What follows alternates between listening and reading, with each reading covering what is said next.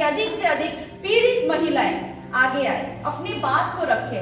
ऐसे में मैं एक साथी हमारे बीच है, दो साथी हमारे बीच है, पता नहीं आप लोगों ने उनकी बातें सुनी कि नहीं। एक हमारी सीमा जी है और एक है लाली बेटी। क्या आपने इनकी बातें सुनी है? जरूर। मैं अपनी इस छोटी से बातों के साथ साथ मैं चाहूंगी कि उनकी बातें सबके सामने आए। सब चीज होने के बावजूद भी मेरा कॉलिंग लेटर नहीं आया और पैसा का मांग हुआ, उस पर मेरा बाबूजी पैसा नहीं दे पाए।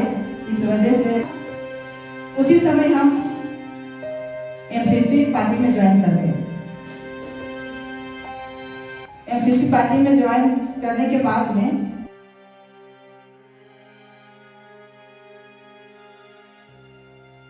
मेरा काफी दयनीय स्थिति रहा बचपन से ही। और कुछ ऐसा समय आया, कुछ ऐसा समस्या आया कि जो अभी जो समाज में हम लोग जी रहे हैं, उस समाज से मैं अलग जिंदगी जी रही थी।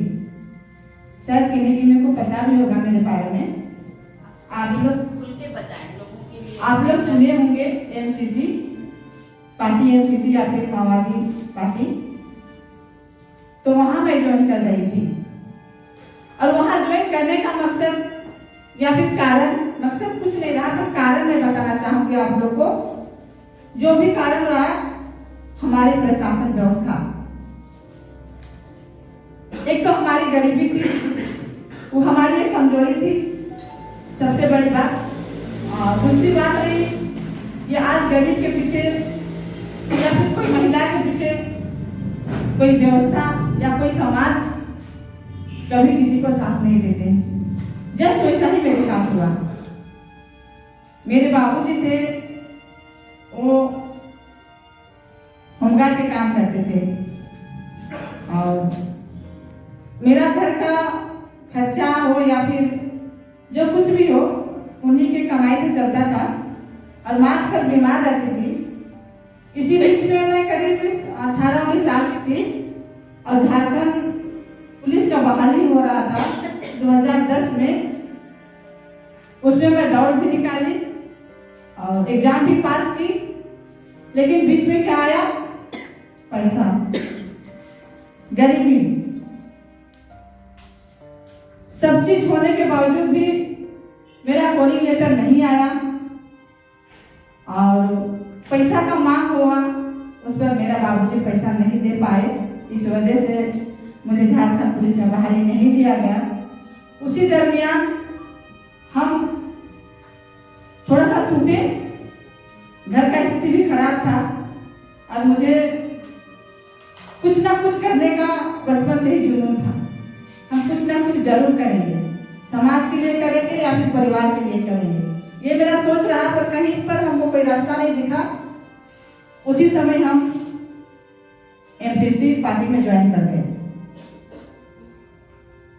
एमसीसी पार्टी में ज्वाइन करने के बाद में यहाँ पर तो दिखाया जाता है बाहरी समाज में कि एमसीसी पार्टी गलत है, लेकिन आज जहाँ पर हम लोग जो काम कर रहे हैं, एमसीसी पार्टी भी वही काम करती है, क्रांति लाने की, जनता की सेवा की, समाज की सेवा की, गरीबों की सेवा की। वहां पर जाके मैंने हक, अधिकार या कानून ये सिर्फ जाना और सीखा। और वहां पर रह के करीब 3 साल हम जंगल में रहे और 2 साल हम जेल में रहे। फिर भी ये जो समाज सेवा का जो काम या फिर जो क्रांति लाने का जो जुनून था मेरे अंदर में, हम उसको बुझने नहीं दिए। अब फिर से हम खड़ा हुए। जब हम जेल में थे, उसी दरमियान माँ बीमार पड़ गई, बाबा बीमार पड़ गए और जेल के आने के बाद में माँ बाप दोनों चल बसे। सिर्फ और सिर्फ घर में परिवार चलाने के लिए या फिर जीने के लिए सिर्फ और सिर्फ हम रह गए।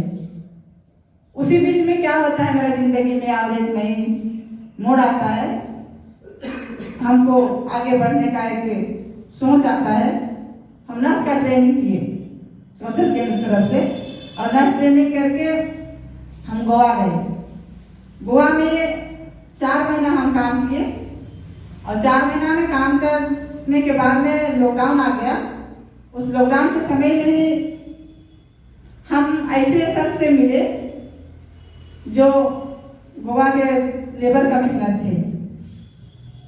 उससे मेरा बातचीत हुआ और वहाँ पर 15 लड़कियाँ फंसी हुई थी गोवा में लॉकडाउन में। तो उस 15 लड़कियों को छुड़ाने के लिए या फिर लाने के लिए ही उस कमिश्नर से मेरा बातचीत हुआ और हम 15 लड़कियों को वहाँ से अच्छे से भले से छुड़ा के लाए। केस हुआ, ओनर पर केस हुआ, वहाँ पर जाके गोवा में हम केस लड़े और 15 लड़कियों को छुड़ा के लाए। तो वही मेरा एक नया इतिहास रहा जेल के आने के बाद में। और तब से गोवा के जो कमिश्नर थे उनका मेरा से बातचीत हुआ, परिचय हुआ। उसके बाद उनका कुछ सोच समझ हमसे मिला। हम उसको सब चीज़ शेयर करते थे कि हम ऐसे काम करते थे या फिर ये हो। तो वहीं से मेरा ये जो अभी हम चल रहे हैं, जहाँ पर काम कर रहे हैं, वहीं से मेरा शुरुआत हुआ। गोवा के कमिश्नर जो थे वो बोले कि तुम समाज में काम करने की लायक हो, तुम कर सकती हो, तुम जुनून है। ऐसे समझ बना के आज जिस संगठन से हम जुड़ के काम कर रहे हैं महिलाओं के लिए, समाज के लिए, जो राजस्थान लोकतंत्र सारा डेमोक्रेसी स्कूल में, वही हमको वहाँ से ज्वाइन करवाए। पिछले 2 साल से हम आज तक समाज के बीच में ये काम कर रहे हैं। और मैं आशा करती हूँ अपने आप को यह समझ बनाती हूँ कि जिंदगी में जितने भी कष्ट आए या दुख आए या तकलीफ आए, हम टूटेंगे नहीं। क्योंकि मेरा जिंदगी में ऐसा कठिनाई आई है कि हम बहुत टूटे हैं। आज किसी दीदी के आंखों में हम आंसू देखते हैं तो बोलते हैं कि नहीं, आंसू नहीं, महिलाओं का सबसे बड़ा कमजोरी है आंसू। कुछ भी दुख होता है, कुछ भी तकलीफ होता है तो हम रोने लगते हैं। लेकिन आज ये समाज हमारे आंसू को कमजोरी बन समझ लेती है। कितनों रोए ये प्रशासन के पास या फिर समाज के पास, रो रो के या माथा पटक रहे या फिर जान भी दे दे। इसलिए इधर संसार को कुछ नहीं समझ में आने वाला है। इसलिए खुद मजबूत होना अपने आप में है। और हम यही कहना चाहेंगे कि जिस महिला के जिंदगी में दुख और तकलीफ आता है, वही उनका मजबूती होने का एक तूफान रहता है। तो मैं इतना ही अभी बोल के अपना शब्दों को विराम करती हूँ। धन्यवाद।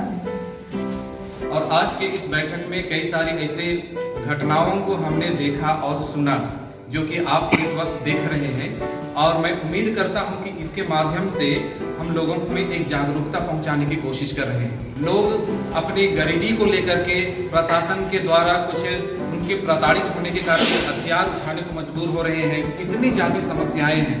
ऐसी स्थिति में हम क्या करें? इसी के लिए एक जो फोरम बैठाया गया, इस फोरम जेंडर जस्टिस फोरम के तहत आप अपना शिकायत सिमडेगा के यहाँ पर जो फॉर्म किया गया है, यहाँ पर आप शिकायत दर्ज कर सकते हैं ताकि आपके विरुद्ध में जो भी अन्याय हो रहा है आप उस विरुद्ध के खिलाफ में लड़ सकें।